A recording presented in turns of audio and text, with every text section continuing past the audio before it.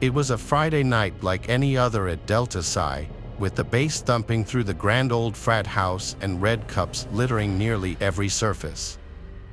As one of the senior members, I, Zane, had seen my fair share of wild nights, but this one was special. It was our annual pledge invitation party, and everyone was buzzing with a mix of excitement and beer-fueled bravado. Caradoc, the pledge in question, was a quiet guy, not your typical frat star. Earlier that week, some of the guys thought it would be hilarious to make him wear a grotesque mask, a gnarled, twisted face that looked like it belonged in a horror movie, and parade him around campus. It was just a prank, we thought, harmless fun, but the look in Caradoc's eyes when the mask came off said otherwise. It was a mixture of humiliation and something else, something darker. The party was in full swing when I stepped outside for some air, leaving the cacophony of shouts and music behind me. The backyard was cooler, the moon a dim light filtering through the branches of the old oaks that surrounded our property. That's when I heard it, the softest whisper of a footstep behind me. I turned, expecting to see one of my brothers sneaking out with a freshman, but there was no one there. Chalking it up to the alcohol, I headed back inside. The hallway seemed unusually dark, the lights flickering as if straining against a sudden drain of power.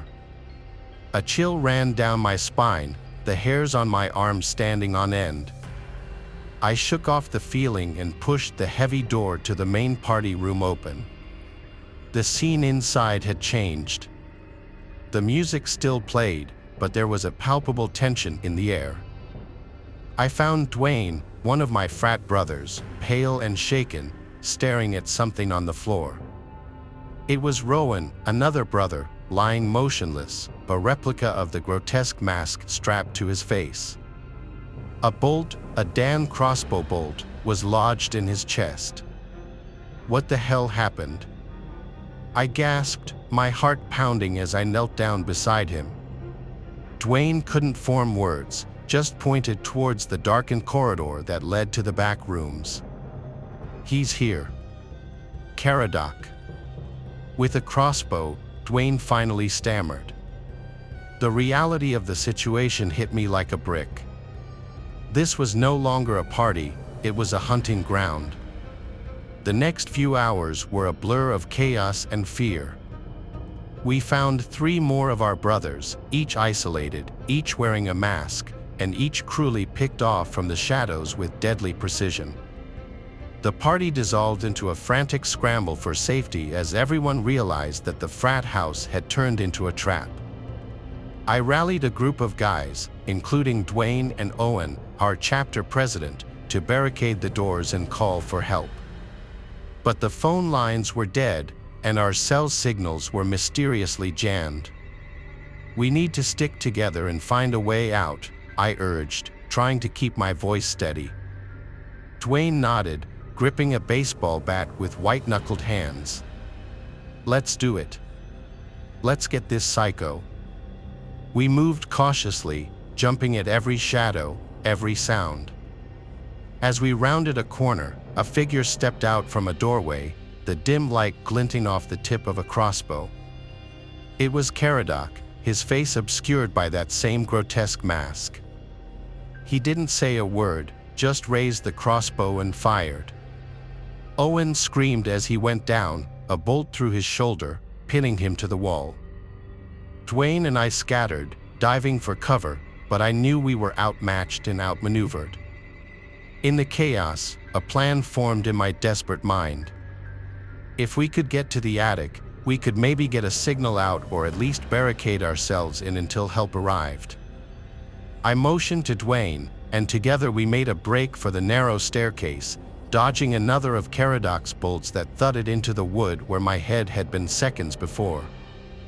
We were halfway up the stairs when an explosion rocked the house. The smell of gasoline and smoke hit us, and it was clear Caradoc had set the frat house on fire. With no way out, we pushed forward, the heat building behind us, the sound of the fire roaring like a beast unleashed.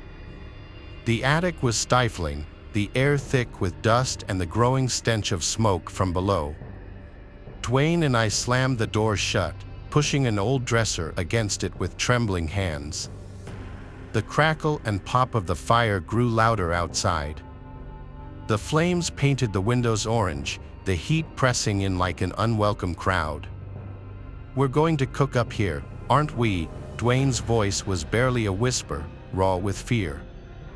"No, we're not," I replied, more to convince myself than him. "We're going to make it out. We have to." My hands fumbled with my phone again, desperation giving way to a sliver of hope as I noticed a bar of signal, faint but present. I dialed 911, the phone ringing through to emergency services. I explained our situation in hurried, gasping sentences: the attack, the fire, our location. Soon, the sound of sirens in the distance offered a lifeline, but with the relief came the stark reality of our immediate danger. The fire was spreading, the heat unbearable. Smoke seeped into the attic, making it hard to see, harder to breathe. "We need to break a window, get some air," I choked out, my eyes stinging. Together, we staggered to the nearest window, pushing against the old glass. It gave way with a crash, fresh air rushing in, battling the smoke that roiled around us. Below, the flickering lights of fire trucks and police cars pierced the night, a chaotic ballet of rescue and urgency. I leaned out of the window, shouting for help, my voice hoarse. A firefighter spotted us, raising his radio to call for a ladder. Relief was so close, yet the fire was closer, licking at the structure of the house, threatening to bring us down with it. Then, a loud series of crashes from below made us jump. Through the smoke, a figure emerged at the bottom of the attic stairs. It was Caradoc, the mask gone, his face a canvas of pain and rage. He staggered, clutching his side where blood seeped through his shirt. "You don't understand," he gasped, the fight draining from him. "They made me a monster." I stared at him, the chaos around us narrowing into the sharp point of this final confrontation. "You didn't have to do this, Caradoc. You could have walked away." "Could I?" His laugh was a hollow sound, broken and sad. He took a step forward, then another, before collapsing, his body giving way, succumbing to his injuries and the smoke filling his lungs. The room spun, the heat a tangible weight on my chest. Dwayne and I retreated to the window, the ladder finally arriving. Firefighters climbed towards us. I took one last look at Caradoc, lying motionless on the floor. His plan had ended in his own destruction, a tragic footnote to a night of horror. We were helped onto the ladder, descending into the cool night air, away from the heat and death. Sirens wailed, lights flashed, and I realized how close we had come to not making it out alive. The ground felt unreal beneath my feet, the normal world a stark contrast to the hell we had just escaped. In the days that followed, the investigation would reveal the depths of Caradoc's planning, the lengths to which he had gone to exact his revenge. The masks, the crossbow, the fire, it was all a meticulously crafted nightmare born from a moment of humiliation that he just couldn't move past. I survived, but like the charred remains of the frat house, I knew I'd never be the same.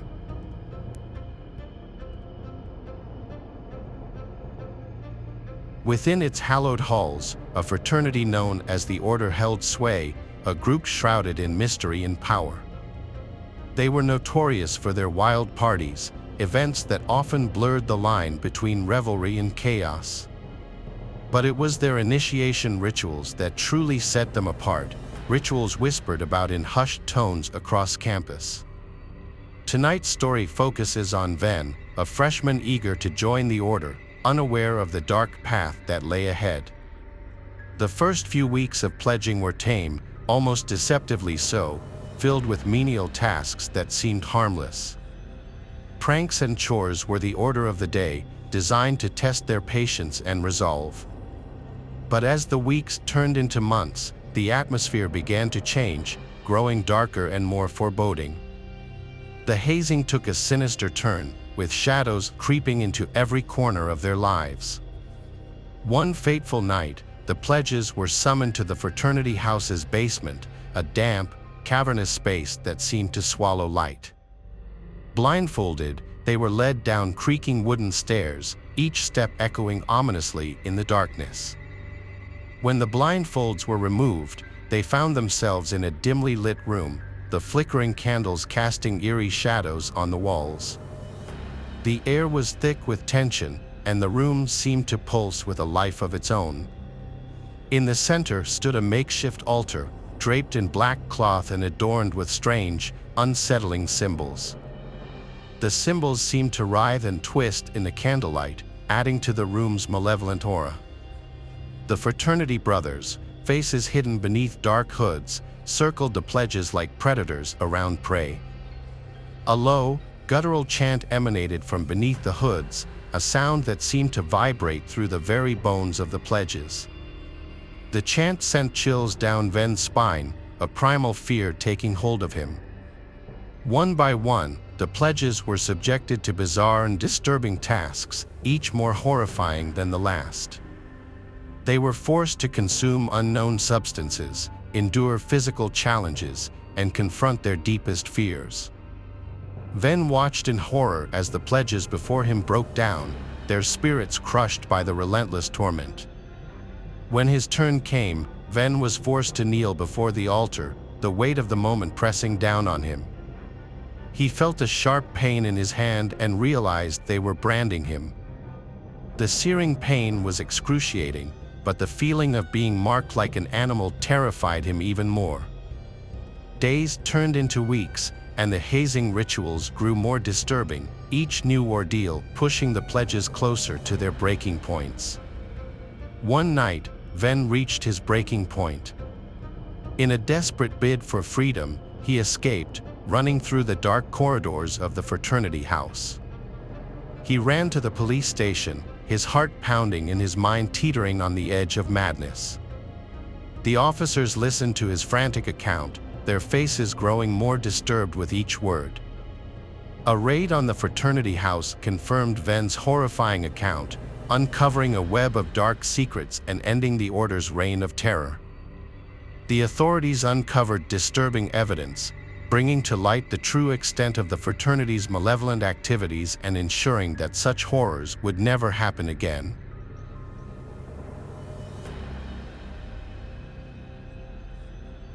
Our next tale takes us to a secluded lake, shrouded in mystery and whispers of the past, where a fraternity known as the Sentinels held their annual pledge retreat, a tradition steeped in secrecy and fear.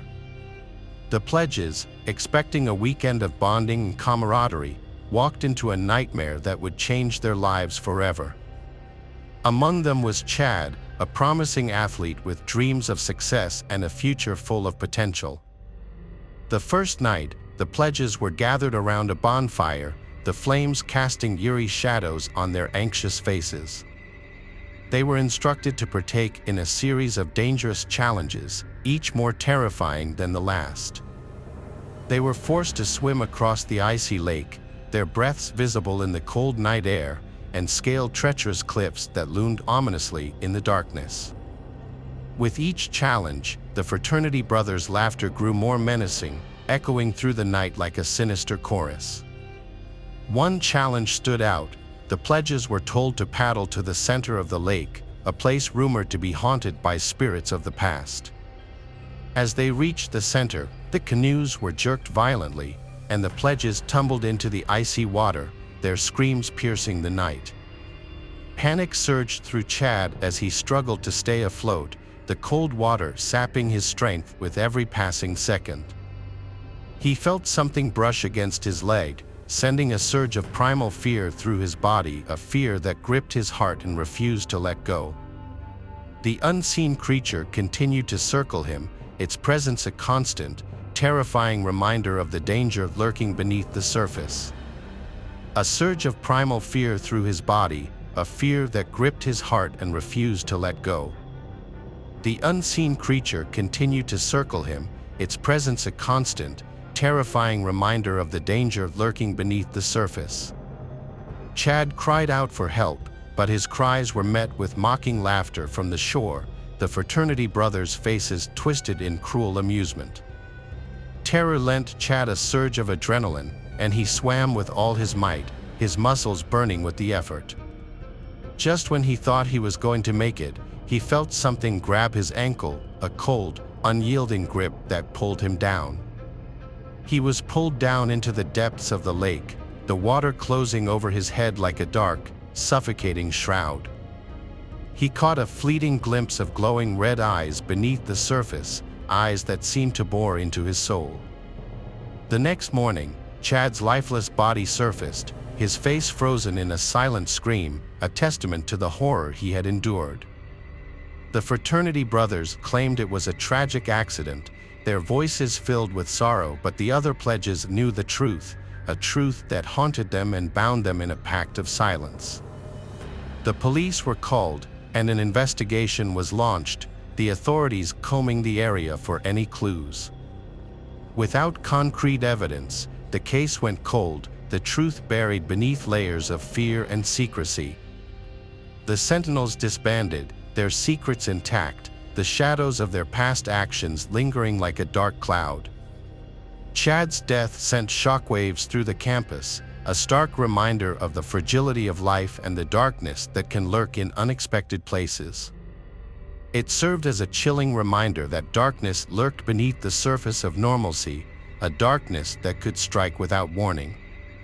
The lake became a haunting reminder of the night the Sentinels' reign of terror went too far, a place where the past and present seemed to merge. The fraternity brothers' faces were etched with poorly concealed fear, their eyes betraying the guilt they tried to hide. The pledges knew the truth, but the case went cold, the secrets of that night remaining hidden in the shadows.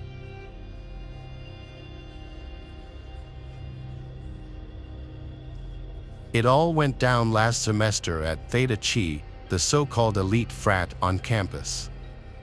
Let me tell you, elite is one way to put it, more like elitist and steeped in messed up traditions.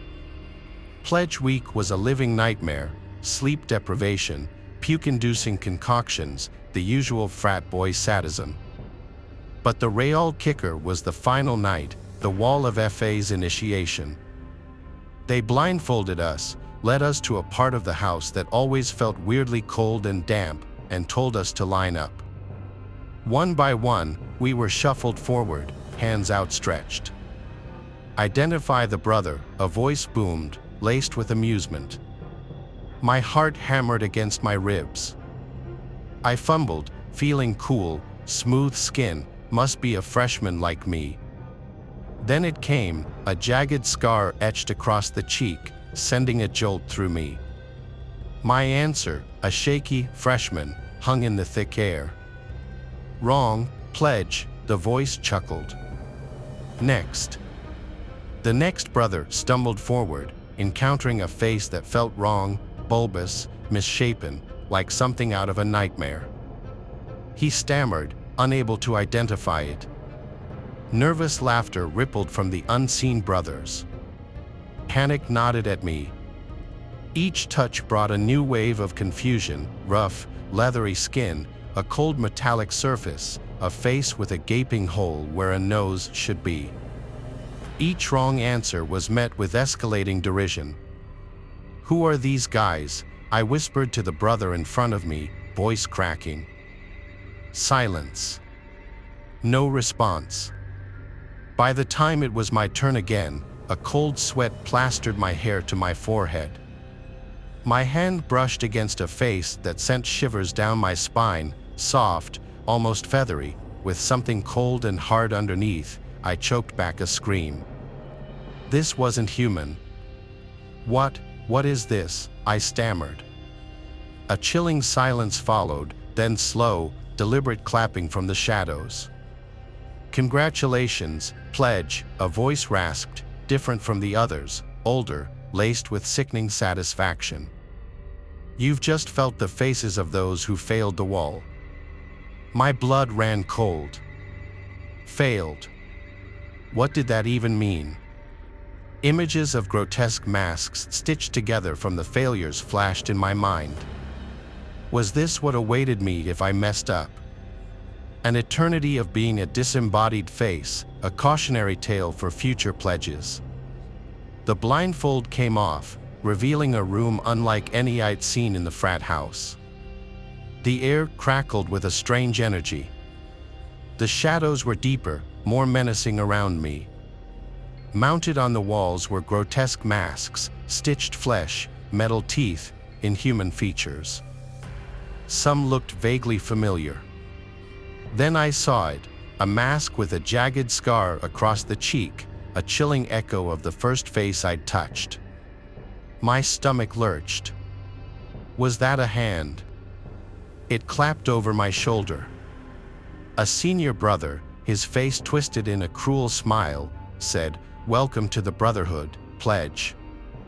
Now, let's get you initiated properly." The room seemed to close in on me. The masked faces on the wall appeared to leer, their expressions a chilling mockery of my fear and confusion. I'd become a cog in their twisted tradition, another face destined for the wall if I faltered. The real horror wasn't a physical hazing, though that was bad enough. It was the psychological torment. The feeling of being unseen, judged, forever marked by the possibility of failure. The knowledge that even if I succeeded now, I was forever haunted by the fate of those who hadn't. I can't sleep. I keep seeing those faces in my dreams, wondering who the others are and what they did to fail. I'm starting to think there's more to this tradition than the brothers are letting on.